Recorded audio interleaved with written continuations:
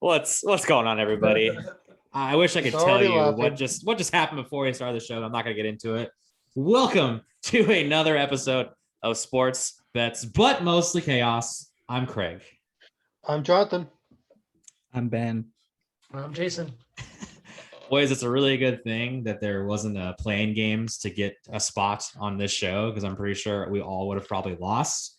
But let's jump into some real actual playing games. Let's jump right to the Warriors last night. They lost in a tough game to the Lakers. So, Jason, why don't you let us know exactly how that all played out last night over at Staples Center? Fuck LeBron. That's the spirit. Like you said, it was a close game. It was a good game. Warriors started out on fire the first half. They came, played aggressive defense, held Draymond Green.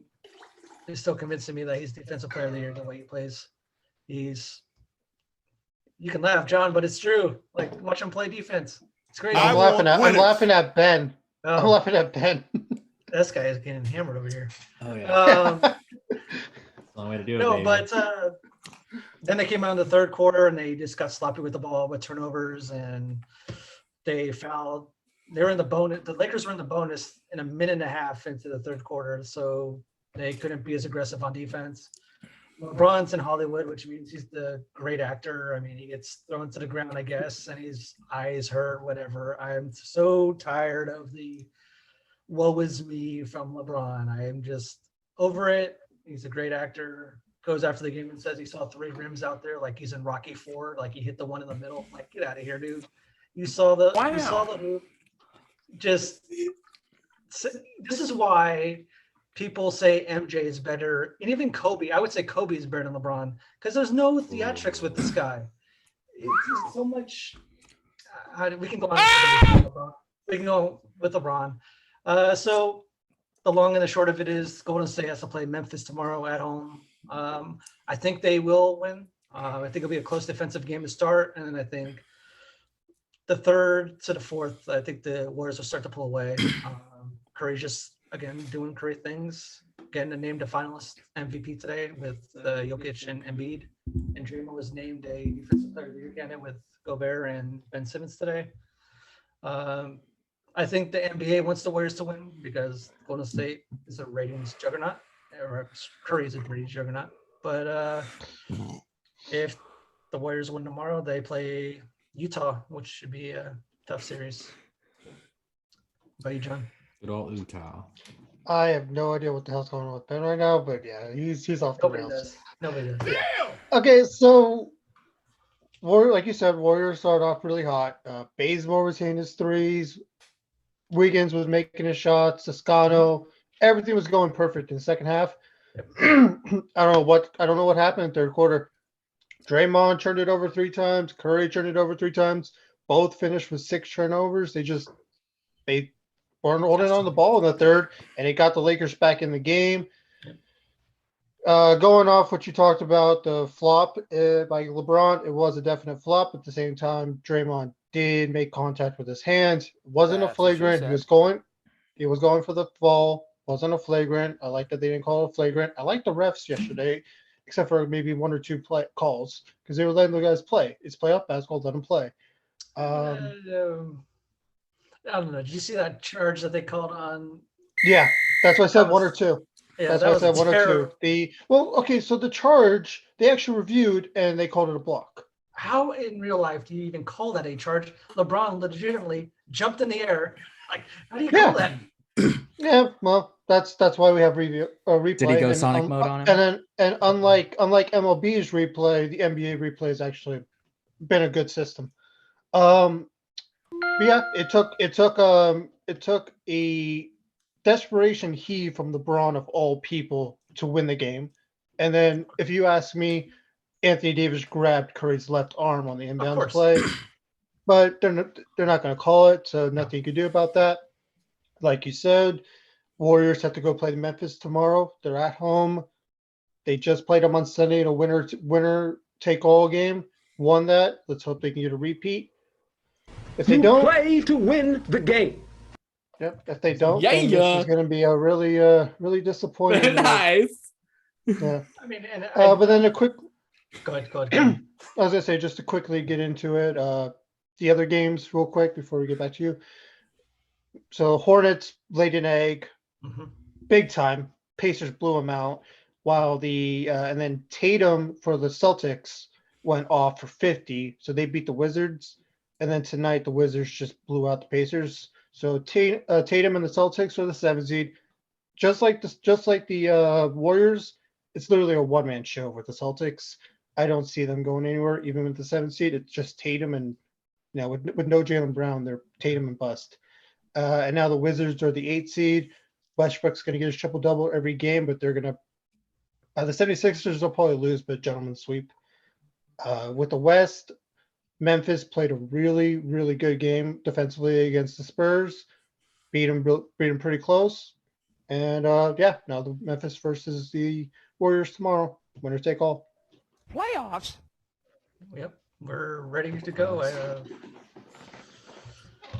We should see how tomorrow goes. I'm pretty confident. Like I said, the NBA wants Curry for the ratings juggernaut. So, go ahead. Did you see the average viewing? Yes. Not even like the top. The average viewing was 4.6 million people. That's pretty high, right? At one time. It's really high. That's only average. That's not even the peak. Like imagine what it was. It peaked at like 6.1 million. Yeah, imagine what it was in the last minute of that game. Yeah. Jason knows what it's like to peak too early. It's all good. Oh. But you're right. All right. Well, Jason, glad he brought you up because I believe you had a bet or two for tonight's game, and I know you got some for tomorrow's game with the Warriors too, which you may have given us a little bit of sneak peek on. Why don't you lay it all out for us? Exactly what you got. Yeah, today I had Washington over the Pacers, covering the 3.5, and they did that by a little. They barely covered that, actually. No, they won by quite a bit. Doesn't matter. I'll say it doesn't matter by an inch or mile, but then you told me they won by a lot, so it was all sarcasm. Ben, stop messing with your shit. Too late. And then I had the under 241.5, and that was a loss because Washington decided to score like 200 points. No, actually. They scored all by themselves. They scored about 142 by themselves. So, yeah, it was so the overhit on there. So I went 1-1 today. Tomorrow I have the Warriors covering 3.5 over Memphis. Wow. And I have the under 222.5 for tomorrow. All right. Fade the Riz, folks. Fade the Riz. It might be fade the Riz because we got to go to those baseball bets, which we'll get to later. But quick tease preview of that one. Ew. We might need to just skip that for somebody's pride. I might take a break here. They got a recap for the gambling, guys. I might need it. All right. Let's go to the ice. The playoffs have started.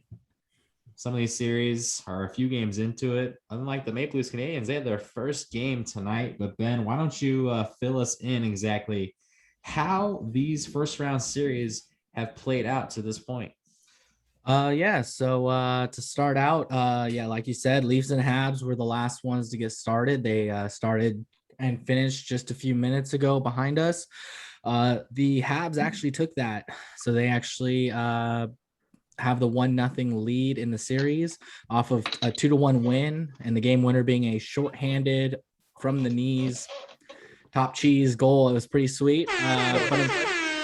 But unfortunately, Tavares during a scary incident got hit, just bodied. And while he was just free falling and rolling, Perry was trying to vacate the zone and accidentally kneed him in the head. It looked very scary by the way that he was reacting off of the initial. He just wasn't even moving. The medical trainers came out and took a look at him. And I mean, his eyes rolled back and he just could not even, it was bad. So he's currently in the hospital getting evaluated, but I could see him not coming back for at least 2 to 3 games to really be cautious. So he may be done for the season with this, or I'm sorry, the series. He may be done just as a precaution because that is a big name player. So we'll see where that goes. But then going to the East Coast and a little bit south, very south, Panthers versus Bolts. The Tampa Bay Lightning have a 2-1 series lead. The Panthers did win game 3 today in overtime, 6-5. Suck it, Jay. Anyways, must win right there. The first game of that series was legit. That was the ideal playoff hockey game right there. I mean, that just was insane. But I know that it was complete bullshit that Bennett got suspended. But who was it on the Tampa Bay that Hedman who McDonough. I'm sorry, McDonough hits a guy from behind. Nothing. No suspension, no fine, nothing. Too. It's ridiculous. And so it's going to create a great series between the South. So we'll see how that goes. Then we are going to go up to Pennsylvania. So we got Pens versus Islanders. Penguins won today. They have a 2-1 series lead. A very tight series. All three games, 1-goal games. Plenty of OT throughout playoffs. So if you want extra hockey, this is the year because there are plenty of OT games going on. Then we have the Knights versus Wild. Wild are playing behind us in game 3. They're currently leading 2-0. They are tied right now 1-1 with the Vegas Knights. Wild are really holding their own. Our buddy Reese said that Wild would probably be the team to upset just because they were able to contain. And hello. No, not you, Craig. No, you just picked them on this show. No. Don't remember that. So anyways, no recollection.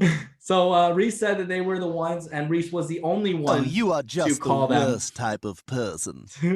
Oh, I am sorry. It is now 2-1 as Vegas has just now scored. So then it will be a good series. I think it will be a tightly contested. It will go 6-7 games for sure. So then now we're going to go to the East Coast. We're going to go Caps versus Bruins. Oh, we're already on the East Coast.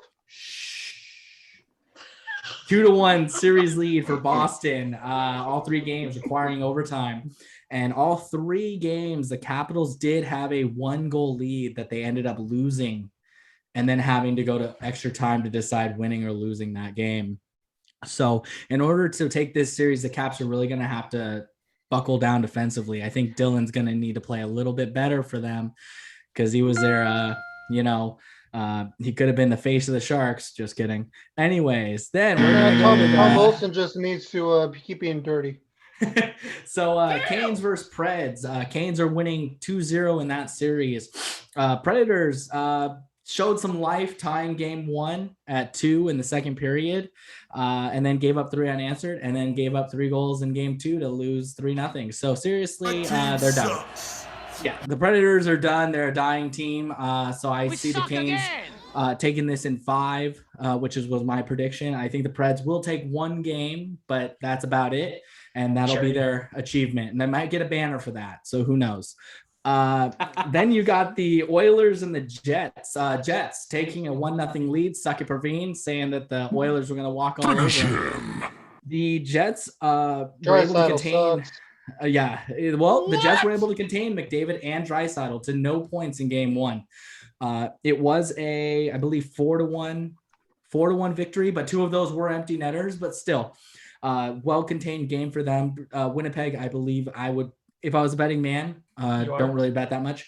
I would put money that the Jets would be the team to contain the Oilers for an entire series. They can do it. Then we're going to go to a little bit more of a lopsided series, Avalanche versus Blues. So the Avs are up 2-0, but no buts. It's over. No. They won both games by 3 goals, so they're definitely convincing wins. But then Nazem Kadri, just like a usual idiot, taking an unnecessary high hit onto Justin Falk and got a 5-minute penalty for it. And I would see a suspension coming out of that one because it was completely unnecessary. It was a high hit. He jumped. It was everything in the rule book that you could imagine. The only reason he would not get suspended is if Bettman says, please don't suspend the guy. So I see him getting suspended, and that may give the Blues a little bit of life. But at the same time, I think Kadri's pretty useless in that Colorado lineup. It will give an opportunity for somebody else who will maybe not be a douche and have an opportunity to get a win. Tell us how you really feel. No, Kadri's dirty, man. You guys talk about Perry, dude. Kadri's like the worst. You guys know it. So those are the series so far. Craig, how are you feeling with your bet so far? Well, I mean, I guess if we're gonna start with what has me a little shaken in my boots a little bit. You wear boots? If we're gonna go in the, I mean, if it's just required, when he's going walking, if it's required. Yeah, I think I would probably lean towards that Florida series. I think that was a little worrisome. I mean, I think the fact that they were at least able to win game 3 on the road. I mean, the road team's won every game of the series so far. It is the defending Cup champions. And, you know, I at this point, I mean, I'm still sticking with the Panthers. I think they're going to somehow still pull this off, but that would probably be my most worrisome series of them all. And then if you look at where things are the opposite, where I'm feeling really good, it's probably the two teams I picked to make the Stanley Cup Finals, which is Carolina and Colorado. They're both up 2-0 in their series. I don't think Nashville has much of a shot in that series. I think Carolina is clearly the better team between those two. Yep. Agreed. And then Colorado and St. Louis, it's nothing against St. Louis. Colorado's a really, really good team. Yeah. So, and I mean, you never know. Both those series are shifting to where, I mean, St. Louis is at home and Nashville's at home. So maybe, but I mean, if those teams go down 3-1, I don't think either of those teams are going to somehow find a way to win the next 2 games. That they'd have to win in that series on the road to pull it off. So yeah, I'd say with those two series, those are definitely my favorite. But yeah, Florida, that's the one that I'm a little shaky on. I guess I'll throw in there Washington a little bit too. A little worrisome about how that's going. Yeah. That was kind of a toss-up for me. I think I picked that thing to go 7 games because I was like, their goaltending has been a little inconsistent. Yeah. I'm surprised that Craig Anderson for game 3, he took a not a personal leave of absence or anything. It was I think it was just a rest day is what they kind of put it as. Yeah. Why? It's playoffs. The guy has not been playing. So why is he needing a rest day? So they put in Samsonov, and Samsonov just shit the bed in double OT and misplayed it. And I don't know if you guys saw that video of Ovechkin, but he was saying some nasty words in Russian because he was not happy with his goaltender. So that was definitely asked for by the goaltender for making a very, very boneheaded play in a very critical moment. So yeah, but that's where I am on the series so far. But John, what about you, sir? It's too early into the Toronto and Montreal series to feel worried. And whatever. I wasn't even looking to see what he did, but everyone else was just started laughing. I'm like, great, what did I just miss? We're out of time now. Sorry, we're actually out of time. So go ahead, John. Yeah, so Toronto and Montreal, too early to be worried. Same with Edmonton and Winnipeg. They're only 1 game in. I am a little bit worried about the Wild because, you know, the Wild, I took Vegas. The Wild have been playing them really good all 3 games. But just like Craig. What was that, Craig? What was this? Just remembering the absolute disrespect that I got on this show for not getting any credit for taking Minnesota. Pretty sure you all bagged on me the minute I said I'm taking the Wild. All y'all lost your goddamn minds on the show. And I told you exactly why. I said Minnesota plays Vegas well, and look how they have played. Vegas didn't even score a goal until halfway in the second period of the second game. Like, come on. Take it easy on your pen. Whatever. Did nothing to you. But you know what? But I digest. You know what? Move along. Someone's gonna need to get him a Snickers. He's hungry. He's hungry. Craig may say that he's happy about his Stanley Cup predictions, but you know he only copied me. You know, I had it on paper, bro. I took Dave's But yeah, those 2 series I feel really good about. And I also feel good about the Islanders series. I mean, it's still early, but I still think that they're going to pull that off pretty easily. For sure. All right, and John, Jason, how about you? Actually, Okay, Craig. Nope. The Toronto series with Tavares going out. That's probably gonna start to worry me now. I know it's early; it's only one game, but he's a pretty good player. So, but other than that, nothing. Maybe the Vegas series is also worrying, like you guys have said. Again, Craig was right. He picked Minnesota. Yeah, whatever. thank you. Oh, here we go. Oh, There we go. Yeah. No, but I'm really confident. I'm feeling really confident in the Tampa Bay Panthers. I like the Lightning in that one. shut your mouth. And Move on. Tampa Bay And, Panthers. Yeah, who are the Tampa, Bay and Panthers? Panthers. Who are Oh, the Tampa Bay Panthers? The Tampa Bay That was an Panthers arena football team. series. Oh my God. That's not what you said. Run that guy. Check the tape. Oh, Check the boy. tape, guys. And I'm very confident in the Bruins being the Capitals. Okay. Sorry to Okay. disappoint you. Okay, moving on. Let's forget, let's just pretend that never happened. So, anyways, yeah, so that's a little bit of the hockey recap of playoffs. Hopefully by next week, some series may be done, and we'll have more of a deciding factor with who has more of a stranglehold on the series. Don't get too excited, Jason, when I said that. And I almost did, actually. So it should be, all I can say is that, like I said, there's plenty of overtime. I don't think there's been this many overtimes for round one than this year. Like, this is insane. Almost, what it was like 75% of the games are like all going to overtime. It's crazy. So a lot of bonus hockey, exciting. And like Reese says, there is nothing in comparison to overtime hockey. Like, just that one play, one breakdown, and it could just be over. So I'm definitely curious to see who takes away these first round victories. So back to you, Craig. Oh, is it really back to Oh, me? sorry. I apologize. King of the Wild. I apologize. Let's not go that far. Okay, let's switch gears. Let's go to baseball.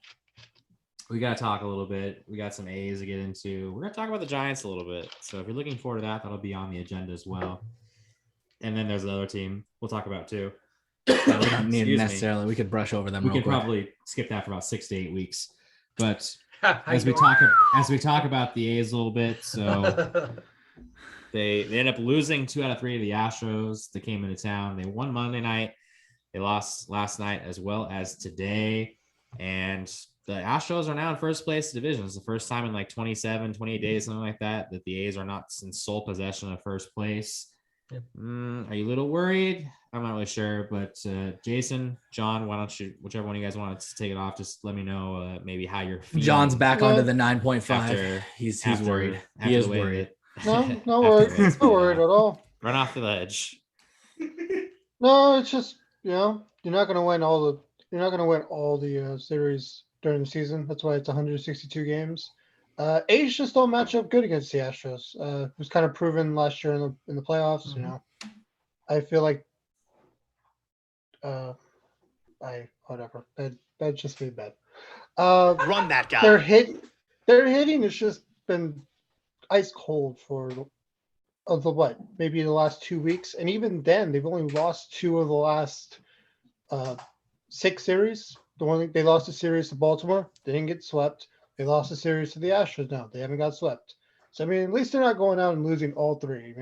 If we're gonna lose, at least don't get swept. That's the way I'm seeing it right now. Pitching staff's a little worrisome. I mean, Manaea and Irvin got rocked. It seems like Fires is back on the IL. Luzardo's been on the IL. It's a funky starting rotation. I mean, Bassett's probably our best pitcher, but even then, he gives up a couple of runs every game. What is wrong with him? The thing is I think up until that start in Minnesota, Bassett had gone like some consecutive starts were giving up no more than 2 earned runs. So yeah, I'm 100% behind you. Bassett is definitely the number 1 pitcher on this rotation right now. But the problem really is not close. Not even close. The problem is with Bassett, it's like even if he only gives up 2 runs, the bats are so cold right now. They could lose 2-1 or 2-0. Like, what did I hear? They're batting as a team under 280. It's like it's probably like even closer to 200 right now. Yeah, No, no, yeah. they were talking about that the highest average on the team is like Matt Olson, and it's only 260. Because if you look around the league, as team batting averages are all very, very low. It's low around the league, but they were comparing like the top 5 hitters in the Astros lineup were all hitting over 300. Yep. But the highest guy in the A's is Olson 260, which I don't know how many they said was not too many days, but he's hitting 300, and he's dropped significantly. So. But yeah, to your point, John, the offense, yeah, it's a concern without a doubt. Yeah, But I'm also not. Go ahead. I was just to finish off real quick. I'm also not worried. I mean, like we have 3 games coming up against. Moving on, Jason. Yeah, I kind of want to touch. We guys have both touched on. They're 27th in batting average in Major League Baseball, and they're 17th in team ERA. I don't know how they were in first place for so long, to be honest, with those kind of stats. I think Major League Baseball now is just walking and trying to go for the home run, which is why you're seeing a ton of no hitters. I think the batting average, hitting for average is a thing of the past. I think with the Saber Matrix or whatever they call it now, everybody's just trying to hit the home run instead of trying to get on base. Even steals are kind of maybe a pastime thing. The negative run differential is also a thing too. The A's are -14 in run differential coming into today. Houston was +62. Like Craig, you said, and John, Houston has the better lineup. They have 5 really good bats at least. I'm a little worried. I don't know if I think the A's will make the playoffs. I don't know if they're gonna be better than Houston though. Altuve seems to be back on track, whether that's he has a clicker on his uniform now or not.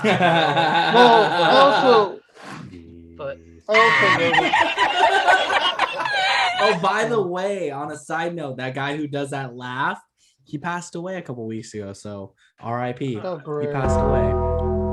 Yep. Oh, that was a little miss. Yeah, Or whatever. yeah. Oh, come on. I don't even know how do we finish the rest of the show now? Everyone's just depressed. Wow.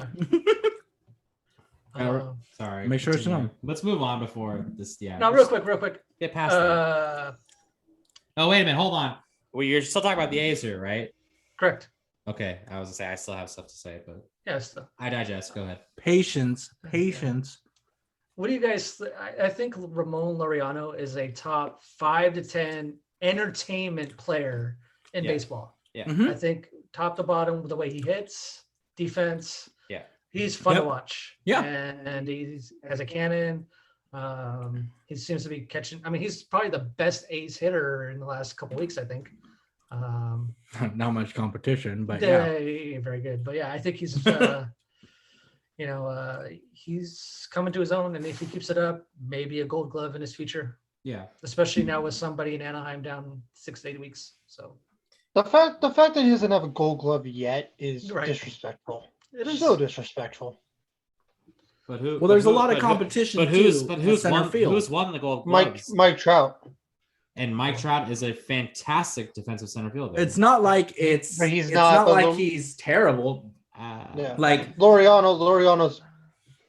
Wow, Vegas just scored. Yeah, Vegas tied it 2-2. So, anyways, we're off of hockey, focus on eye on the prize. So Trout though is a very good center fielder.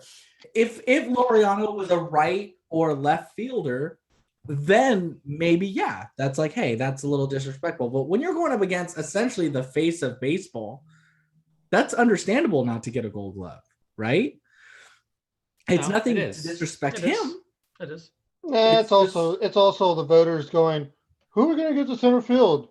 And they don't even look at numbers. They just go, "Oh shit, Mike Trout's the center fielder." Yes, give it to him. Welcome Laureano's to numbers. the baseball voting system. Yeah. It's any voting system, I think. It's a broken system, but it is what it is. These sweet tarts are amazing. Are those sweet tarts in your mouth or what? Yes, they are. Oh, all right, Jason, do you have anything else to say? Not about the A's, no. Okay. All right. Well, let me put my 2 cents on here. So, I guess to go a little bit, you're talking about. I'm with you guys talking about a little bit about the Astros and their lineup. I think, I think as a lineup, the Astros are probably better than the A's. I mean, that lineup is still very solid. And a lot of talk that from watching the game, he's talking about Martin Maldonado, the bottom of the order. I mean, that guy is there just as a catcher, and the guy had 3 RBIs today. And it's like they don't need him to be an offensive producer. He's basically like a pitcher hitting. That's what they could use from him. It's like as long as he's catching and doing his job there, it's almost like, hey, if you throw an RBI here and there, that's great. So that's what you have. And you look at the A's offense, Matt Olson, 260 is high. He's the high average of the team. And don't get me wrong, Matt Chapman if you look at his numbers over the last probably month, he's hitting a lot better. And I think over his last maybe 2 weeks, he's probably hitting around 300. So it's getting better. Elvis Andrus has gotten a little bit better as well. He was on that hit streak for a little bit. I don't think he's still on it anymore. But you look at guys that have really cooled off. Jed Lowry, he's definitely calmed down a bit. Seth Brown has gotten ice cold. I know he hit that home run in what I would call the garbage time of the game, because the game was already definitely decided when he did it. But I mean, he's like 3 for his last 35 or something like that. So he's really struggled, and he's been in the 2-hole for ever since he's been in the game. So that's a bat that the A's will need to get going. So I mean, my worry isn't there, and something also, JC mentioned the run differential. Mm-hmm. That has been an issue because the A's got clobbered so bad in that first stretch of the season. The run differential was awful. If you take away those first 7 games, run differential is actually respectable. It's just something that Reese even pointed out, was that in these low scoring close games, they're winning these games because their strength, the pitching has been good when it's needed to be, but mainly their bullpen has been good when they need to be. Yusmeiro Petit has 5 victories. Right. Isn't that nuts? I think he's tied with the team lead with probably Montas with 5 wins. And that's a big reason why the A's end up winning the game in this one game in this series, because realistically, the A's probably could have lost all 3 games of this series. And I think even today they lost 8-4. I thought the scoreboard didn't reflect how bad the A's looked compared to the Astros today. The A's just didn't have it. They couldn't get the big hit. And it struggled. Their pitching was struggled. And I know they talked about on the A's postgame about how just the A's have been out hit so badly in these games against the Astros. So that's something that's got to change. The good thing is the A's are on a stretch where they're playing the American League West for the next 3 weeks or something right around there.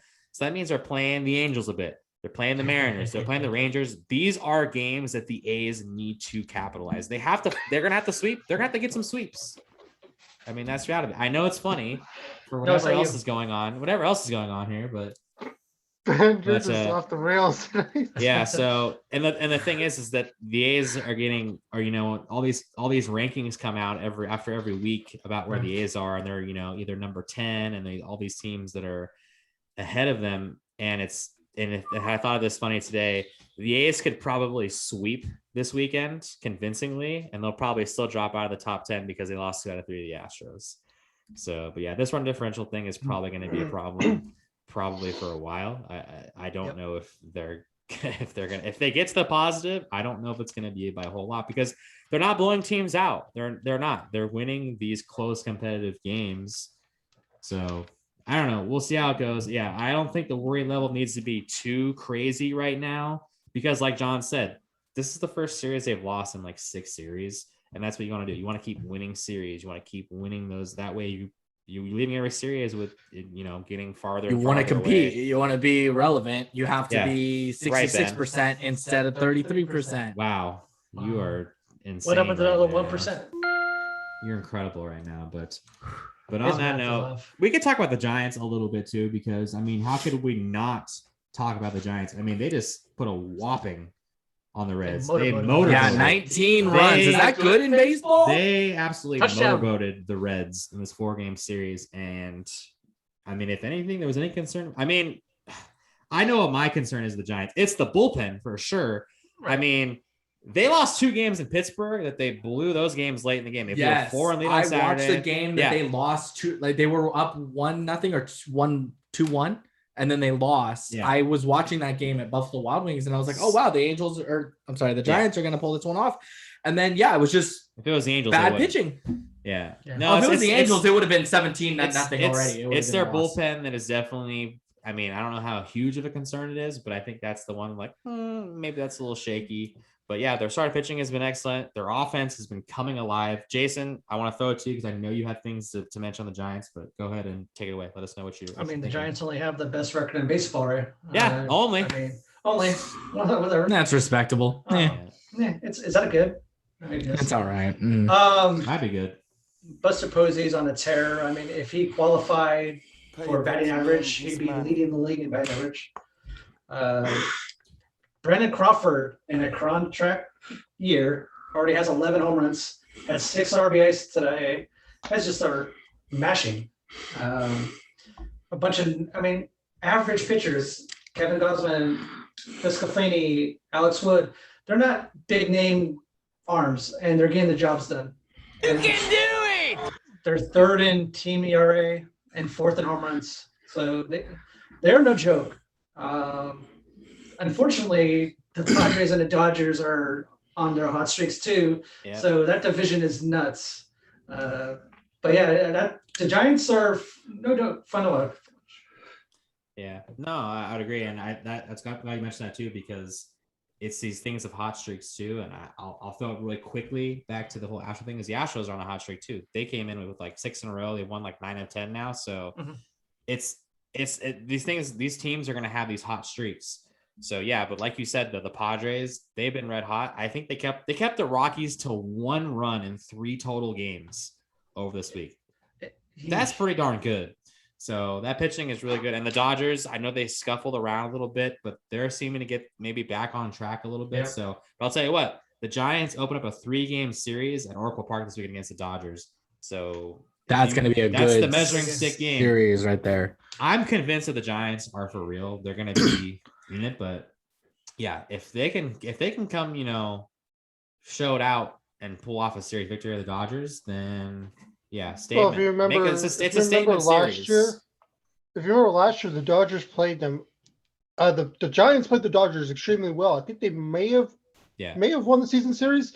There was even points where I wanted them to win the very last game of the season so they can get in and play the Dodgers. But fortunately, they choked at the very last game of the season. I want to see Dodgers Giants in October. Oh, I think fun. that would just be an amazing series. And that'd make Jason be a Giants fan again. It's very possible. It's very possible with the way that the playoffs is made this year. There's a good chance all 3, Padres, Dodgers, Giants, all 3 of them will make the playoffs. Especially with the division they're in, because the Diamondbacks and the Rockies are just 2 to 3 wins every time. Like, they're just not good baseball teams whatsoever. They're going to be there's a good chance that those 2 teams could be last and 3rd to last in the whole East. National League, or league in general. Not the whole league in general. You got to remember, we still got the Tigers and Orioles. Hey, Tigers have been playing pretty good baseball lately. I don't know if you know, but they had a no-hitter this week. No-hitter. So I mean, I know they're happening like every day. I know they're happening every day, but Yeah.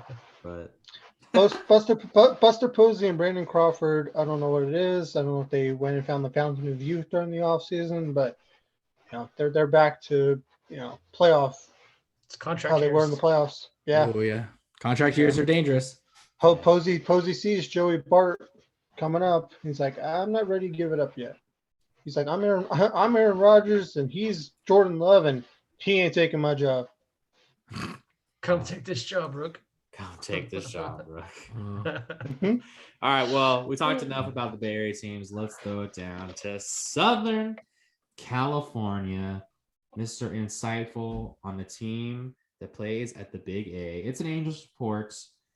And I thought we were going to be taking 6 to 8 weeks off here, but I guess you are still with us. So we're happy about that. So why don't you know if he's still with us? I know the Angels had a doubleheader today with the Minnesota Twins.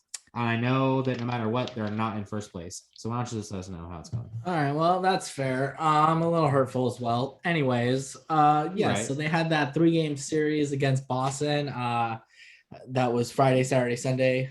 And it went as expected. They went 1-2. So that's respectable in the Angels' eyes. And then they had a 3-game set against Cleveland, and they matched that as well with a 1-2 record for that series.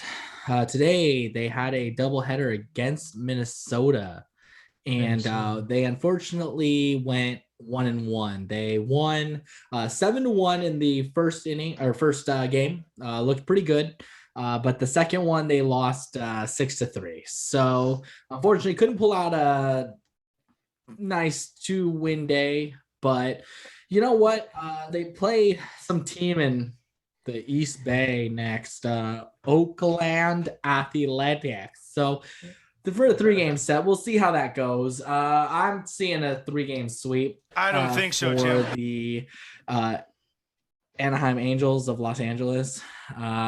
So whatever. Anyways, but at the speaking of some promising moments here, Ohtani got another home run in the Boston series. I'm sorry, in the Cleveland series to get up to a 14 total for the year, and that is good enough for first place. This guy does everything. I mean, that guy plays apparently right field now. So pitches, bats like a crazy guy, and plays right field. So this guy does everything. So it's been pretty good, but so far the Angels are 19-25, not looking too promising right now, but I think they're just slow playing it for that good comeback for later in the year. And then but anyway, Trout, yes, he was hurt, unfortunately, due to a calf strain. I really didn't think it was going to be anything too serious, but then I was told by my senior co-host here, and by senior, I mean bold, underlined, caps lock, senior, 6 to 8 weeks. I'm a little disappointed in that. I'm not gonna lie. I kind of think that's pushing it a little bit, but we got games to win here, dude. So that's a very expensive cap strain, if you ask me, because this guy's making how much money? So anyways, he's just going to be out for 6 to 8 weeks. We got Rendon back, but you wouldn't have known that by the scores. So anyways, he'll be hurt in 2 weeks again. Anyway.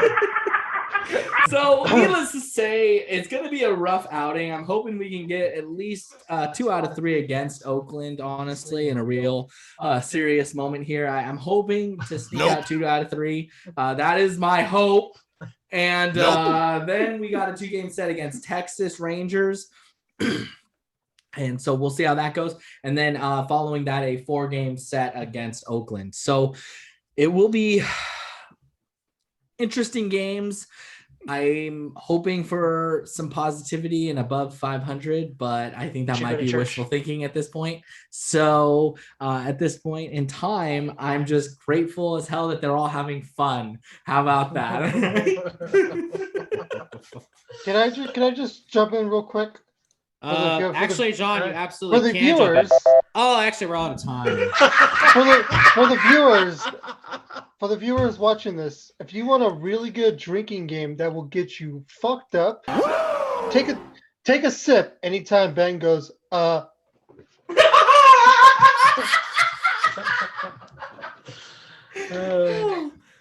man, that's a good game right there. I'm already drunk, you're right. So No, you're right. losers. Hey, losers. That's a great thing that you brought up because we need to talk about who was the worst loser of them all. It could be anyone in this chat. Jason, John, myself, we all had MLB bets. We're all, probably not looking forward to discussing it, but let me pull mine up because I don't even want to remember them. Anyways, boys, which one do you want us to lead it off? Go ahead, let us know how your bets have played out for today. Go ahead, John. Well, I was easily the worst, I believe, of the 3 of us. I went 1 for 4. Once again, just like Craig, I need to pull it up real quick. Yeah, so we were just talking about the Giants, how they just went off for 19 runs. Yeah, well, this dumbass took the Giants at Cincinnati under 8.5. Let's just go to say that was by what, the second inning it was over? Yeah. And then Tampa Bay at Baltimore, I took Tampa Bay minus 1.5. I hit that one. They blew out Baltimore. I saw that coming. Houston at Oakland, I took Oakland plus 1.5. I thought it was going to be a close game. If they were going to lose, they were going to lose by 1. Fortunately, they lost by 4, so that was a loss. Yankees at Texas. Both the starting pitchers have looked bad lately, and I thought there was going to be over, and I took the over the 8, ended up being a 2-0 game, so that was a loss. And then Washington at Chicago. Once again, 2 awful pitchers, Joe Ross, and Trevor Williams, like been awful all season. Oh, over 10.5. That seems viable. They're in Wrigley, day game. Nope. Staker. Another low scoring game. So yeah, 1-4. Awful day. You're good. Wow. Well, I did better than you, John. I went No. 1-3. I took Cincinnati over San Fran, and well, yeah, that didn't How'd go that go well. off for you? Oh yeah. Damn! I took the Yankees to cover Texas 1.5 runs. Won that one.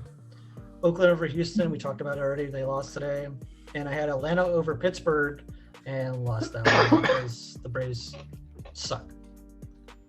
You guys are really good at this like betting thing. Like you guys are. Oh we're yeah, good. you want to get into that? We're good. Really? If they just want to bet the opposite of what we do, Yeah. they'll make money. If anything, we're still doing the millions that we have, the billions of listeners we have. We're still doing a favor because we're just telling them what not to do. Right. So, really, if you think about it, you just gotta go against us, and you're solid. Oh my gosh. So, all right, well, let's look at me. I'm pretty sure I've had like 3 consecutive losing weeks, or maybe 4, but Maybe let's look at what we 4. got. Who's counting? So the first one, I took a couple bets in the Giants-Reds game. I didn't want to touch the winner because I just didn't want to touch it. I took the Reds to go over 4.5 runs. They hit 4, so that was a failure right there. And then team to score first. I took the Reds in that one, and I guess I should have bet them to score the 11th run because, yeah, that was definitely a no. So those were 0 for 2 there. A couple bets that did hit, though, in the A's-Astros game. Will there be a run in the first inning? I said yes. Mark Canha went touch them all. He led off with a home run, so that got that one to hit. And I also took the A's to score over 3.5 runs. Thankfully, Seth Brown hit that home run in the bottom of the 9th inning. That put him at 4, so that bet hit as well. But the one thing that did lose, I did take the A's to also beat the Astros. And I think we've gone over it enough to know that did not pan out the way I picked it. So 2-3 for the day. Serious question here.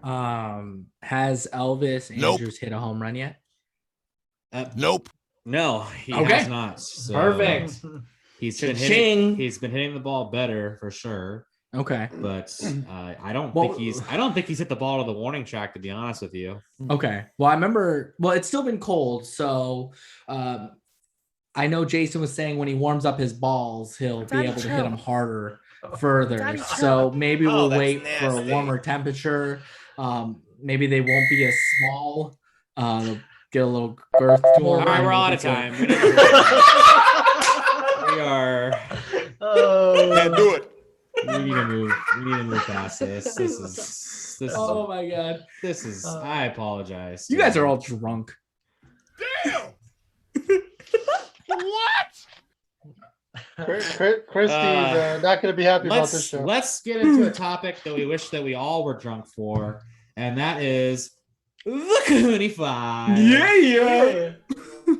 So, Cohooney, I know you got to go into Cohooney 5. I know you got your bowling recap to get into. So, why don't you just take it away? Yep. Very first losing week since the very first week we did this podcast. I went 2-3. So my overall record going into this Cohooney 5 is 22, 17, and 1. I'm sticking with UFC. We got UFC Fight Night this weekend. I'm taking Ricardo Ramos to win. I got Carla Esparza to win, Jack Hermanson, Justin Taffa, and Cody Garbrandt. I got those 5 for my Cohooney 5. Once again, it's Ricardo Ramos, Carla Esparza, Jack Hermanson, Justin Taffa, and Cody Garbrandt. The main event's going to be an amazing fight. And for bowling, it was so it's kind of a yay and nay because What are you, a horse? For the I didn't bowl awful at all. Shot 169, Like it. Like it. 169. I Very can nice. applaud that. Yeah. 69. You can't really do two Uh, 69s. It's weird. So just one is fine. Oh. Yeah, so I shot 160. I shot 169, 204, and 186. I was a little pissed off with myself because the last game I had the first 5 in a row, and then I still shot 186. So that got me really mad. The other team came in, so it's a 3-man team. They had a 545 average combined going into this week. Every single game they shot over 600. So I was like, okay, so we just ran into a team that they just had their best nights of the season. Oh well, that sucks. So we ended up taking the last game, and we won 1 out of possible 4. So it was a rough week. I mean, I don't think any of us bowled really awful. It's just we ran into a team on a fucking hot streak. On a heater. Speaking of heaters, Craig, is your team going to be on a heater? Why is that so funny? All right, well, He's drunk. Nice segue. let's turn it. Let's all take a minute. Let's just take a minute. Let's relax. 169, baby. We got a Gotta timeout. respect it. We got a timeout. Gotta respect it. Anyways, let's throw it over to the softball diamond.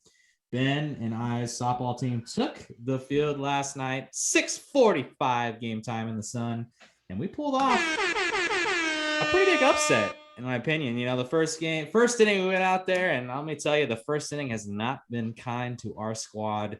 We got down 6-0 in the first inning, and thankfully, the lady was not singing that early on. We ended up putting some runs on the board. All of a sudden, we got our things tied up at 6 apiece. And then all of a sudden, the offense for their team woke up a little bit. They put up 4 runs to go up 10-6. Time was clicking down and going slower down. And then we got to the top of the 6th inning with 5 minutes left on the clock. Down by 4. We needed 4 to tie and 5 to take the lead. And your boys came up with 5 runs to take the lead. And then we headed to the bottom of the 6th inning, looking to close it out. And the first 2 runners reached base. We turned a crucial double play ball that was maybe controversial. Potentially, the other guy on the team who was practically walking to first base did not like the call at first, but he was called out. And all of a sudden, we were down to the last out. I'm going to throw this over to the radio call we have on here on record. So let me turn this to WMPA radio. Luke Craigerson on the call. So here we go. 11-10. Bottom 6. No time left on the clock. 2 down. Tying run is only 60 feet away. And here comes the pitch. It's on the way and swung on, hit pretty well left center field. Haley's taking a couple of steps back to her left, and she might have lost it in the wind. She turns around. She makes the play. And with that, they're going to hold on. The pitchers are able to put up 5 in the top of the 6th inning to take the lead. They secure it. They lock it down in the bottom half, and they are able to come up with the upset. It's an 11-10 final, and they now even their record at 2-2. So yeah, shout out WMPA Radio. Luke Craigerson on the call on that final out. And Ben, I know you were in left field for that. I know the wind was crazy last night. I know it's going to take a minute to recover from that, but that was like Craig Inception. Why don't you just give us a little bit of an insight of how the wind just played an ultimate factor? I mean, we saw it with both teams. The wind was it was hard to pick up anything out there. Give me a second. I got stomach's not feeling too well after that WMP story. Whew. I might want to. WMP stand for. Where my pitch is at, radio. So yes, the wind was just awful. I honestly haven't seen it that bad in a long time where I've been out in the field and it blowing that hard. Anything that was hit in the air was getting carried. Benny specials were hit left and right, and somehow they actually became singles because people couldn't get to the balls. People thought that they were under it, and then it carried for about 3 or 4 feet behind them.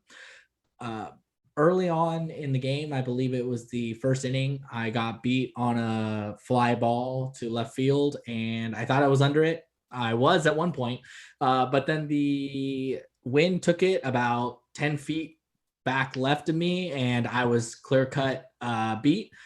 Chased it down, threw it in, but the damage was done. So unlike you. Yeah, it's pretty good. Usually pretty good being under balls. I normally love it, but last night was a different story.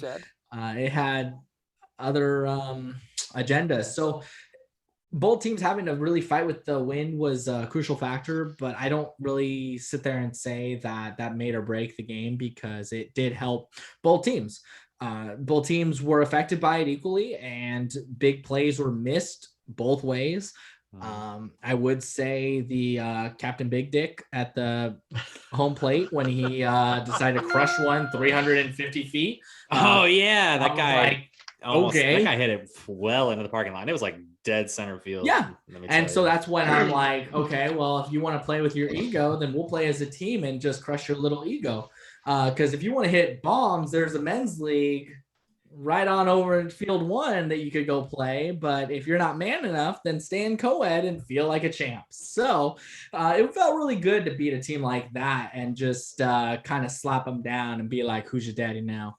So anyways. Well, I'm not going to go that strong into the comments about that. Too late. Already did. I just think they may be watching our videos, dude. I will just say it's been good because, like I mentioned, the first inning has been not kind to us. We've probably averaged at least 5 runs given up in the first inning. And yeah, I want to say the first 2 plays of the game, ground ball to third, Eric threw it way over Alicia's head. So it was a routine ground ball. Next play, ground ball to Keith to the second. The sun is also terrible from the right side. Rose couldn't see anything. It hit her glove, fell out. So all of a sudden there was 2 on with nobody out on pretty much 2 ground balls that we should have had 2 outs with nobody on base. Yep. And then after that, it was just hit, and then it all fell apart. But hey, you know what? Kudos to the team. We have been fighting and grinding through everything. And just when you think like we could just roll over and it's over, we've been able to really just fight ourselves back in the game, not get it. And then all of a sudden we put together like one good defensive inning. We keep the other team off the board because they scored 10 runs, but I think they only scored them in 2 innings of the 6 innings. I think we kept them the 6 the first inning. I think they put up the 4 in like the 4th or something like that. So we had some good defensive innings for sure. So it's been good to see the team overall. I know we've had some subs in that have been ready to play because we have players that are busy, people getting married, doing crazy stuff, whatever, wild things. So with the players that we've been given, though, we've been able to still dig in deep where no lead is safe by the other team. 7 runs, we came back. We ate away at it, tied it up, took the lead. Then we were down 6 this game, ate away at it, tied it up, took the lead. It's been good to see a team compete. I don't know if that necessarily has to do with just everyone's mindset or if everyone's just like, hey, we're out here to play and like just everyone's relaxed, having fun, or if maybe it's the age difference. I don't know. I mean, Grandpa's not on the roster right now, so that is definitely cutting our average down. He's on the roster. All right. So anyways, our average is back up. Cheers. And I think we got a good chance. Yeah, we carry the momentum. Hopefully next week we got a game next week at 9:15. And speaking of a grandpa, he's making his season debut next Wednesday night. So hopefully he's ready. I got the wheelchair accessible ramp ready. Got the oxygen ready. We got it all ready in case, Scorpion King wants to make an appearance. So don't tease me. I may do it. I'm looking forward to playing with Jason again. Yeah, no, for sure. It'll be exciting. Your boy's back on the bump again. So hopefully. I'm sorry, what now? I'm back on I've been waiting for these words for months. Let's do this, Craig. I knew you wanted this. In the words of Cohoon. Quit it. Move on. Let's go to Jason. Jason, I know another rant. It's become the get off my lawn rant. So why don't you fill us in, good sir? I'm sure you guys saw what happened in the White Sox and Twins game a few nights ago where You're in Mercedes. Takes a 48-mile-an-hour pitch from an infielder and takes it yard like 400 feet. He's a breakout player this year for the White Sox. My rant is with Tony La Russa, basically throwing his own player under the bus, saying that he's going to get dealt with all consequences with the family, like he's some type of Sopranos character or something. Like, again, these unwritten rules for baseball, they put in a position player. I'm sorry. Do you know how hard it is to hit a 48-mile-an-hour pitch, 400 feet? Yeah. I can barely hit it 4. Ben can barely hit a pitch throwing 10 miles an hour, if that. Right. It's like softball, and the guy hit it a bomb, and I'm sorry. You put a player in that gives it up. Again, these unwritten rules, I'm not here for them anymore. And Tony La Russa throwing his own player on the bus is not a good look for his own club. I think he has players like kind of Tim Anderson and some others kind of subtweeting him a little bit, saying, don't worry about what he's talking about. And that was a controversial hire from like the get-go. From the jump, it was terrible. Like the games passed him by. They should have hired somebody younger. Granted, the White Sox are having a great year. They're still winning. Yeah, they're still winning.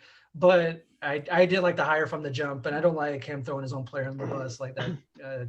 Just rubs me the wrong way. So Tony La Russa, get off my lawn. Yes, to follow up with La Russa, he inherited this team. He didn't do anything. This team was playing the A's in the playoffs last year. Yeah, they're already a good team. Just don't mess it up. And what is he doing? He's kind of messing it up. Like he's losing the clubhouse. I don't know if we want to go to that far of extent, because as long as the White Sox are winning, it's not going to be probably something that's addressed like entirely. Now, if this team starts struggling, then I think the eyeballs are going to be largely on it. Like, oh, La Russa's losing this team. So, I mean, yeah, it's still a factor. It's still there, but I don't think this is going to be something that's going to be spotlighted on in the baseball, whole as a whole. Well, unless this team starts losing. Did you see that? Well, I don't know if it was Mercedes, but one of the players on the White Sox, they were throwing a fastball behind his head, and after the game, La Russa was asked about it, and La Russa's like, I have no problem with it. Yeah, no, and that's exactly what Jason was playing out with the whole rant, though. So, yeah. But no, I would be surprised though. Like, say if the White Sox flame out in the first round, that they maybe let go a different direction. Especially with the guys in the clubhouse, I could see it. So especially if they end up taking they win the Central and they have the best record in the American League, and they flame out and they fizz out and lose to whatever the wild card team comes out to be. Yeah, maybe that's something that that happens. So that's my rant. All right. So let's move on to the segment that everyone is such a humongous fan of. It's the Hit it or Quit It segment. You know how this works. We thought the question, we go around, all 4 of us, let us know if they hitting it or are they quitting it. John, start us off, my man. Let us know what your first one is going to be. So the first one is Curry. Curry is being, God mode right now. And all the talking heads are bringing up he's got 1 year left on his contract. He should leave the Warriors. Now, next year, they have Clay coming back. And the thought is, well, they'll have Clay, they'll have Draymond, they'll have Wiggins, they'll have Curry. They should be able to make some noise. Hit it or quit it even with Clay coming back, if they don't, make noise, Curry will leave in the offseason. I'll take this. Yeah, I'll take it. I'm quitting this 100%. He's going to retire and wear a uniform. I think we touched on this earlier. Yeah. If he leaves anywhere, it's be like a 1 year deal to end his career in Charlotte, but he's going to retire as a Golden State Warrior. Yeah, pretty much. Yeah, I'm right in the same boat. And just like you said, I think we've kind of gotten in this discussion. Look, they're going to talk about it because who would not want to love to hear this idea of Steph leaving the Warriors to go join somebody else? I think it's just to turn heads, get the ears thinking like, oh, what's this about? Yeah, no, I'm sorry. I think I was quitting it, right? That'd be quitting it. Yeah, just exactly what Jason said. He's gonna be a Warrior for life. Maybe he go in the twilight of his career. He decides a 1 year deal with Charlotte. But even if he does that, he's gonna come back to the Warriors and sign that contract. He'll retire a Warrior. I mean, the dude's a Warriors legend, and he just belongs to the Warriors. I mean, that's just the way I see it. But Ben, what about you? Yeah, I'm gonna quit it, even though I'm a little buzzed and not a big follower of basketball. I'm gonna say that's just ridiculous. We have talked about this before, and that is just an outrageous grievance. It's just reporters or whatever the hell is talking about it, just to stir the pot, you know. And I don't like people who stir the pot, you know. It's just not cool. So. Hello. Oh, you are just the worst type of person. Run that guy. Can't do it. So, yeah, no, I mean, I would say quit it. Like, just knock that shit off. Just shut up. Shut your mouth. Shush. So, he's going to stay a Warrior. Like, he's got his buddy coming back, Thompson, the Wiggles guy, whatever. He's coming back. Wiggles. You know, you guys are going to be locking it down. So Don't matter. Cool. Doesn't Saying, blow. you know what, as long as Clay doesn't hurt himself walking downstairs or whatever he does You watch him out. to hurt himself again, you guys are gonna lock down a championship next year. I really do think that. So calling my shot. Let's go. Would you prison bet that? I would. Well, are you my cellmate? Oh, there we go. Here we go. Anyways, John, how about you, sir? Yeah, I'm gonna quit it as well. It's really tough to see Curry leaving. But at the same time, you do get that in the back of your head where the way that That's what she said. there's always the chance, you know, everyone wants LeBron and Curry to play together, but I'm gonna still Nobody quit. does. Nobody I does. could not They see do. that happening. I The could not see league that. wants I it. couldn't. No way in Right hell now would it that does. happen. I'll tell you right now, the league wants it. No. Dude, The if league that will happened, push if it. they played together, mark this shit down. I will buy you a brand new car if they played together. Oh. Oh my God. Yikes. Okay. anyways. Okay, so I think move on to Quit the it. next, Move on. Quit it. Move on. Jason, you're up. Yeah, we touched on it earlier. Mike Trout out for 6 to 8 weeks. You know, all-time player. It sucks that seems to be getting injured more often. You know, it happens when you get older. You get hurt more often. Save it, Ben. My question to you is, when he comes back healthy, whether it's this year or next year, do you hit it or quit it that Mike Trout asked for a trade from the Anaheim Angels? I'm gonna start. I am going to say quit it. I don't think. I mean, oh man, I don't know. I mean, maybe things can change. Maybe he You're on changed the his fence. mindset, but no. I mean, I could be persuaded to be on the fence, but in general, I mean, I just think back to Trout when he signed an extension in that interview he had. I mean, the dude was like practically in tears and it was like the show of like, you know, Mike Trout wants to be an Angel and he wants to be successful here. I mean, the dude is like a generational talent. How long are you going to sit here and wait? So that's why I'm saying like maybe, but I don't see it. I really don't see it with him. You know, Do you think the organization goes to him and says, hey, for the better of the team, would you accept the trade? Would the Angel fan base ever like forgive the Angels for doing that? Well, if he gets the older he gets. Yeah. I mean, maybe, but I mean, the dude's in like, yeah, I don't know. I mean, like I said, I'm comfortably in the quit it zone, but maybe we can go there. But yeah, I'm quitting it for right now. Yep. I'm quitting it as well. There's no way on God's green earth the Angels would ever trade Mike Trout, no matter what. And the only way Mike Trout was gonna leave is in free agency, and he just signed a new massive deal. And Mike Trout's just too humble to ever force himself out of the Anaheim. He's never gonna force a trade. He's not that kind of a person. He signed his contract extension. And he's the kind of guy he's gonna play it out. Now, when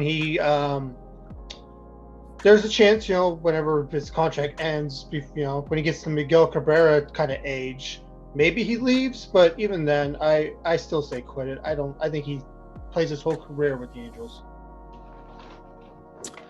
Well, I guess I'm gonna have to say quit it as well.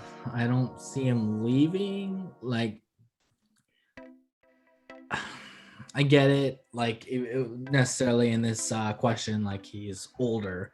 I don't see him wanting to leave. Like Craig said, he was very passionate about the Angels and wanting to be here. And I think the Angels need to be a little more serious in regards to finding better pieces for him.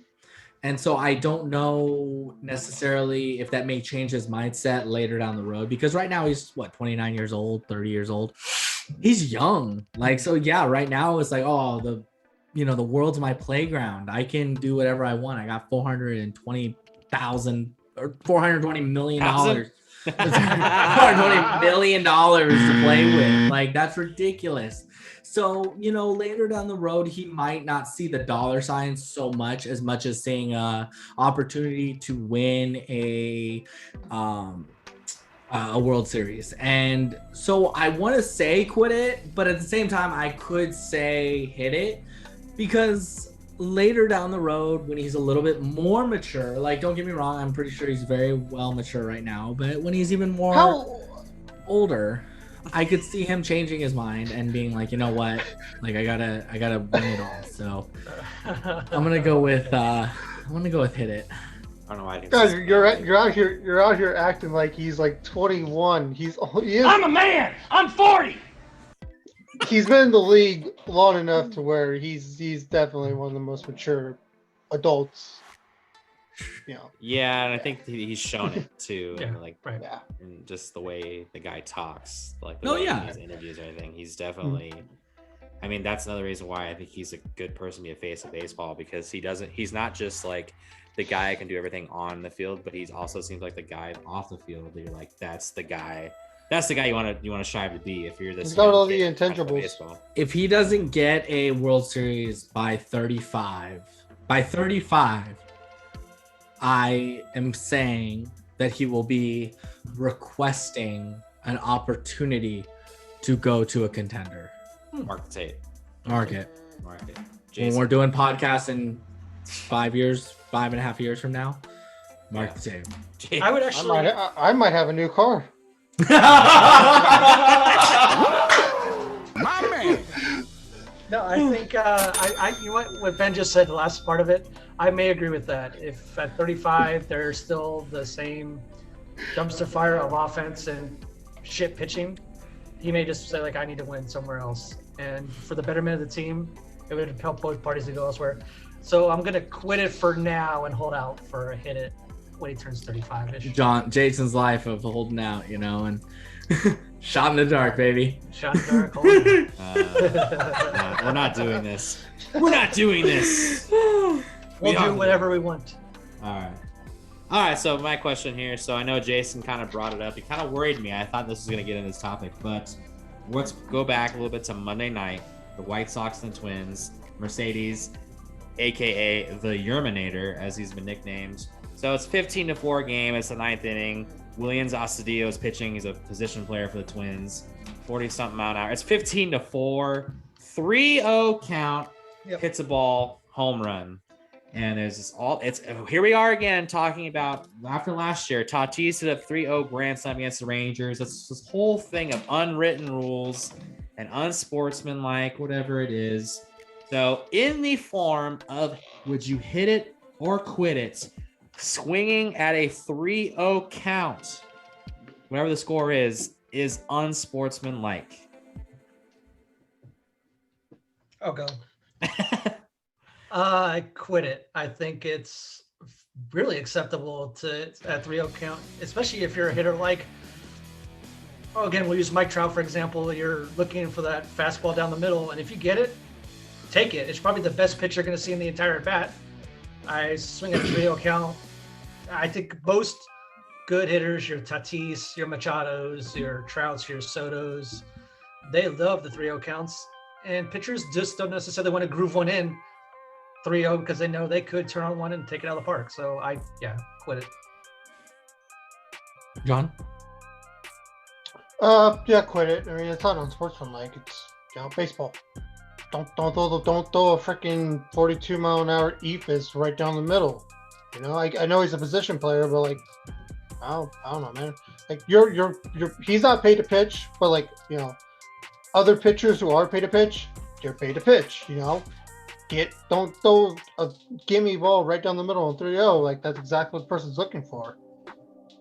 So yeah, I'm tired of these unwritten rules. It's so bad for baseball. Ben, what about you? Yeah, I'd have to hit it means I'm sorry. Hit it would mean that your 4 unwritten rules. Like, it's not I'd quit it. I'd quit it then because you throw a muffin down there, like the guy's gonna go yard with it, but there's no guarantee. I mean, the guy might strike. You know, who knows? He might miss because the timing's different. But yeah, like Jason has said in past situations, that unwritten rules really create a lot of problems for the game and too much controversy for what it is, and it's frustrating as hell. So I think that for a guy to go 3-0 and then throw a muffin down the middle and then the guy to go yard, I mean, come on, that's you're asking for problems. I don't care if you're a position player. I think it's just part of the game, so you got to roll with it. So it's just like if you get beamed to baseball, or you got to just take it as it is and just go with it. You can't sit there and like, there shouldn't be all these punishments or repercussions for every little thing in the game. You got to roll with it. A bat flip, come on, like, are you serious? Come on, it's a fucking bat flip, get over it. So shit like that. I think that baseball has too many unwritten rules, and if they really want to make it a rule, then take it up with the league and maybe they can make it a real rule, because this whole unwritten rule bullshit is kind of getting old. So I'm with Jason. Seen the game long enough, and not as long as him, but John was on that too. You're following him as well. So yeah. Well, no, I know, but like me and John are pretty young, youthful people, and we respect. I'm Jason a man. and I'm 40. all of his Next year, wisdom. baby. Next year you can use that. Quit it. Move on. Moving on. So yeah, I'm 100% in the same boat as all of you guys. Are you same church, same pew? Same church, same pew. I'm in the same verse? row. I'm in the undies for all Gross. that's concerned here. Gross. Look, I mean, the whole rules thing, it's like, dude, just really, we're like, this is still a thing. Like, I thought it was also stupid last year with the whole Tatis thing, complaining about, like, how about you don't throw a position pitcher out there? Don't get yourself a situation where you're getting blown out in the first place. I'm sorry, your team's been garbage this year. My bad. But like, even some of the, like the announcers said, or whatever, or the Twins man, Rocco Baldelli said something. I don't know. Actually, I don't want to say he said it. I don't know exactly who said it, but someone said, you're going to get the same pitch the next one. Okay, so why do you care that he did it on 3-0 instead of 3-1 or whatever the count is? Like, let it go. It's not like it made a huge difference in the game. It's just like, move on with it, get over it. I don't care that it's a 3-0 count. Why is this even a thing? Like, just move on with it. Like, I don't know. It's like, stupid. It's getting to the point where if it keeps up, MLB's just gonna have to go, okay, fine. If you're down by 10 after the 7th inning, game's over. Yeah, they're gonna create a mercy rule. This is my suggestion. You don't want him to swing 3-0, then make it a rule that when the count goes 3-0, the player removes the bat. He just throws the bat on the ground, and he has to stand up in the batter's box without a bat on. I mean, seriously, if we're all talking about speeding up the game, then why don't we also, when it gets 3-0, why don't we just ask the pitcher, would you like to walk him, or would you like to get an automatic strike? Because we can't have the opportunity where this guy's going to swing at you on a 3-0 count. So it's ridiculous. But I do want to mention something. This is my favorite tweet that I've seen about this. This is from Levi Weaver on Twitter. The CDC now says that fully vaccinated people can swing at 3-0 pitches any dang time they want. So I'm with it. I'm for that. So, but yeah, so I'm right there with you guys with that one. I quit it. I don't think it's in sports tonight. Get over it. Move on. Don't get yourself in that position if you don't want it to happen to you. Period. Ben, your question. Well, my question is, Ohtani is doing it all: pitching, batting, fielding. as we've talked about, Mike Trout is essentially kind of the face of baseball in a way, but we've also discussed that there's not enough representation towards that, that not everyone knows. But maybe in a year or two time, do you think Ohtani will be the face of baseball? Hit it or quit it. Uh, Go ahead, John. Face of baseball in America or face of baseball in Japan? America. Quit it. Quit it. But he is the face of baseball in Japan already. If you go, when there are fans, if you go to any game with Ohtani's, when any game on the road for Angels, and you go for in Ohtani's playing, the crowd that goes to see Ohtani, it's awesome just to see the people who only go to see Ohtani. But yeah, he's gonna be the face of baseball for Japan. He has a chance to be just as big as Suzuki. But back here in America, he won't be the face. He's got plenty of other people like Aaron Judge, Juan Soto, Mike Trout on his own team. Mookie Betts. There's too many people that to overcome to ever be the face of baseball. Okay. All right. Jason? I kind of agree with John. So quit it. He took the words right out of my mouth. I thought he'd be like an Ichiro stature. I mean, he's doing everything. He's pitching after 88 pitches, going to the outfield, and then hitting. I think Craig and I did that in our Little League games a little bit.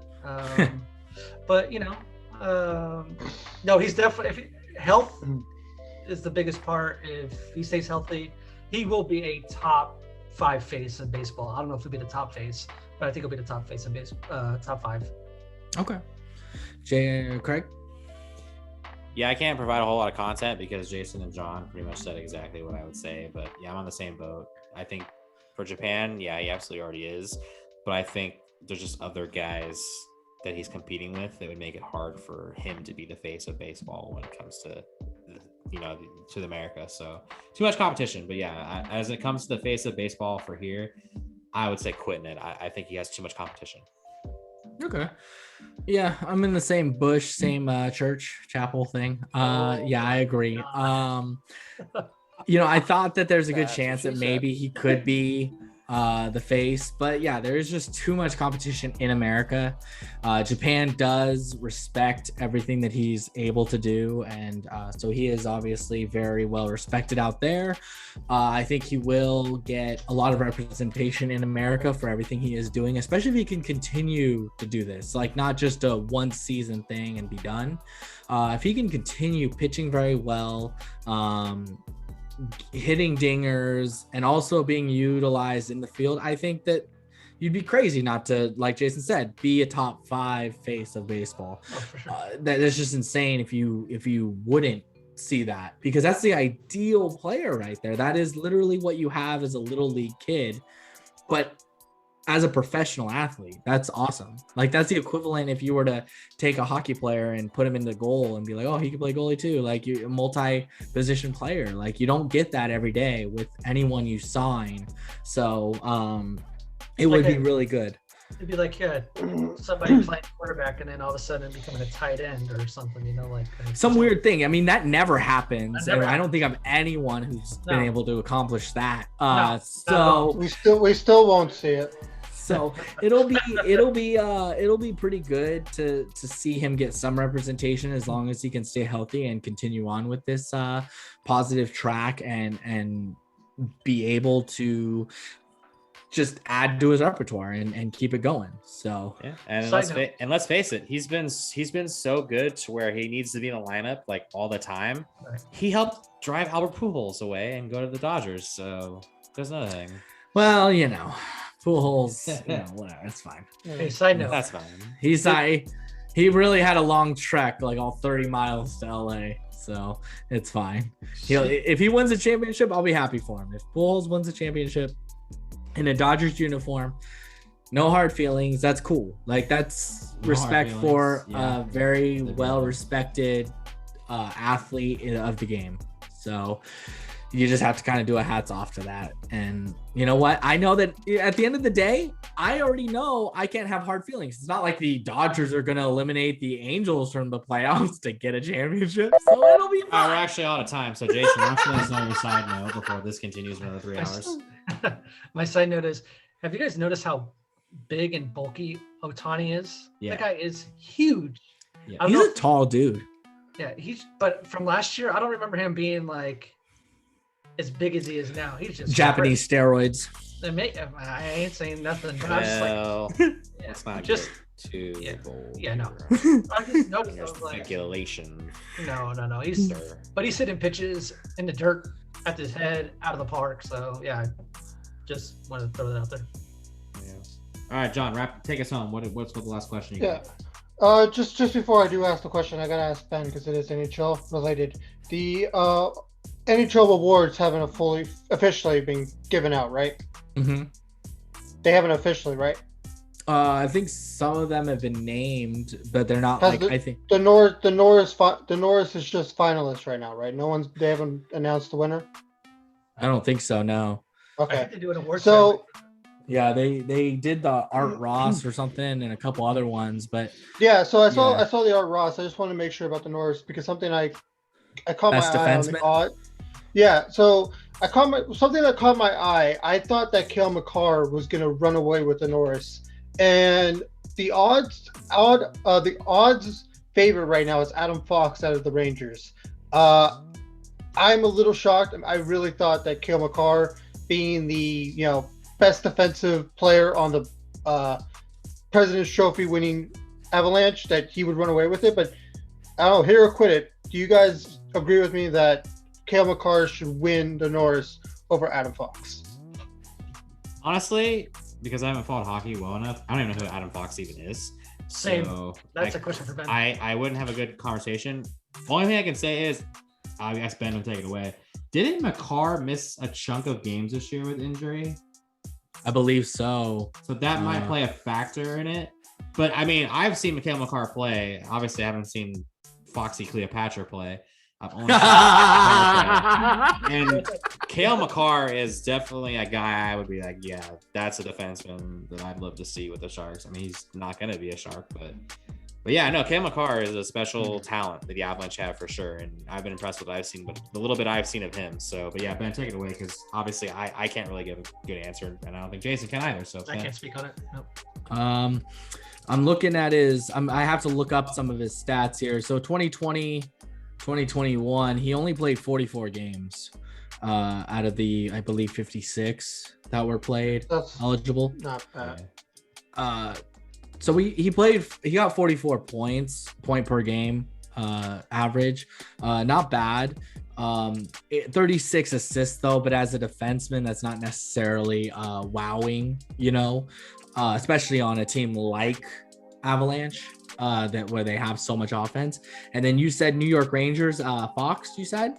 Mm-hmm. I just got to double check here real quick. His numbers. Fox. don't worry, we got all that. Yep, all good. So he played 55 games. He got 42 assists, 5 goals. So he did get more points. And he's a better plus minus, I believe. He's a plus 19.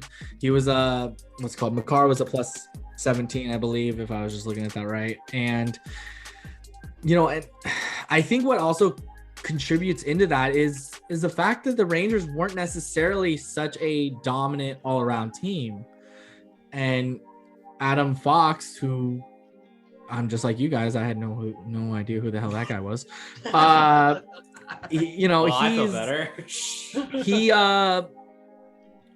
he was able to kind of stabilize for the team defensively, and I think that's a huge factor.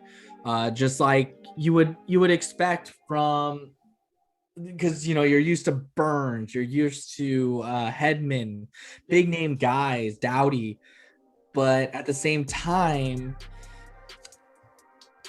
it's kind of just an all-around team base, not just strictly like as a individual effort. I think Adam Fox to have those kind of numbers, 47 points plus 19 with a struggling Rangers team, I think that's really good to have in a 23-year-old. So I think that he would be well deserving of it. Don't get me wrong.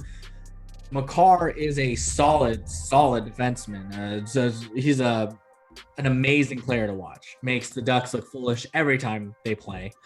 But I think that it's the right call if you give it to a guy like Adam Fox, who has good numbers to back up a season. Now, it's not saying that he's lifetime going to win it every year. He's not like, the best person ever, blah, blah, blah. He deserves it this year because of what was presented on the season for what he was given. And he was still able to put up good, respectable numbers. So I think that it's quit it that Adam Fox deserves it necessarily in this situation. Okay. Well, so Craig and Jason, now that Ben kind of described the whole situation, hit or quit it? Pass. Okay. So based on what Ben explains, I'm not convinced that Makar should run away with it. It sounds like Fox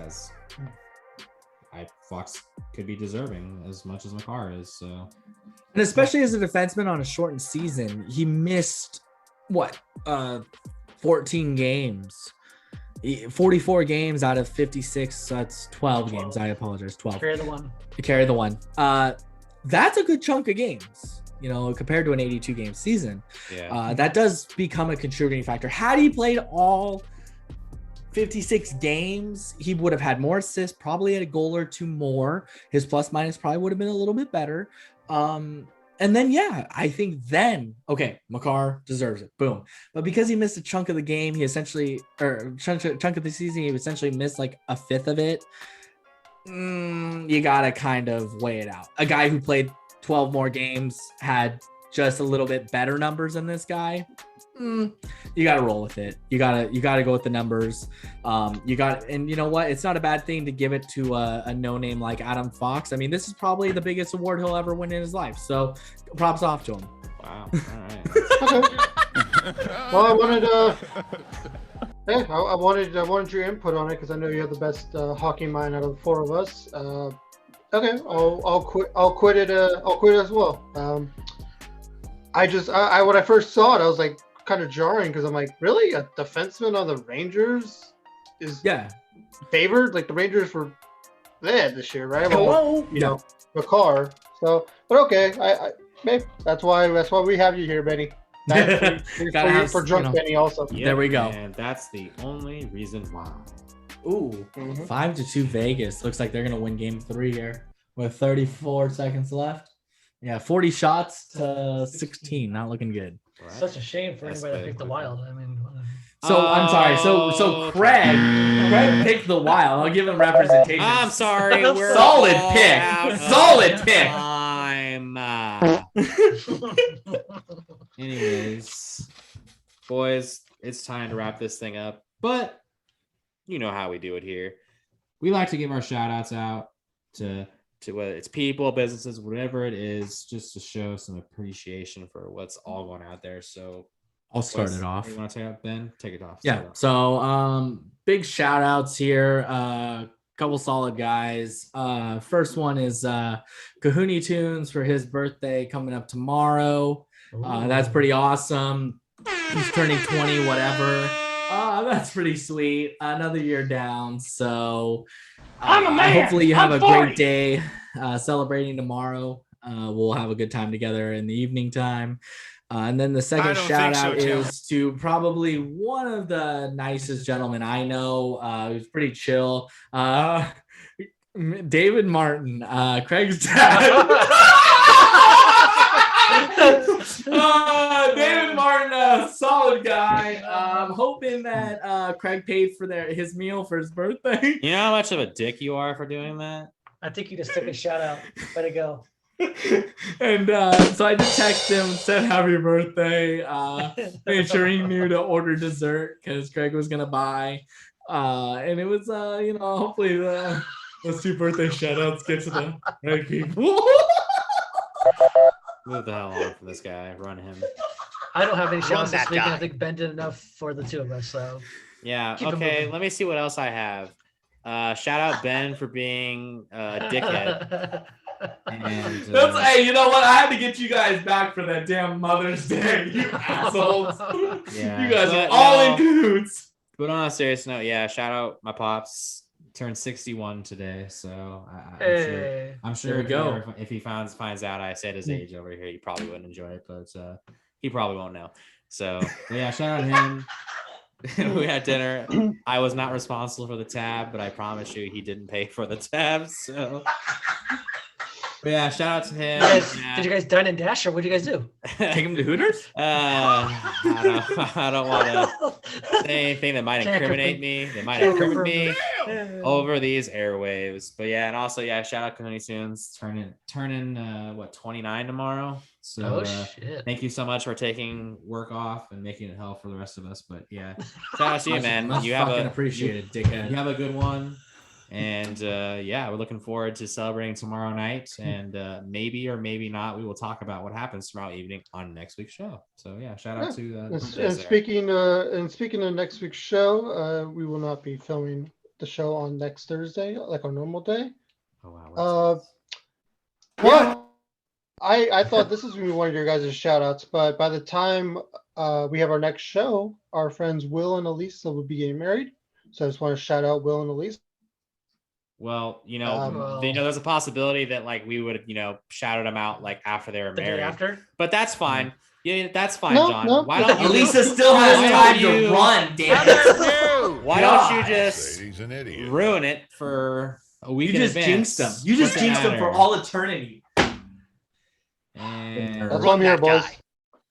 I was gonna wish you a happy birthday, Cahoon, but after that, trash.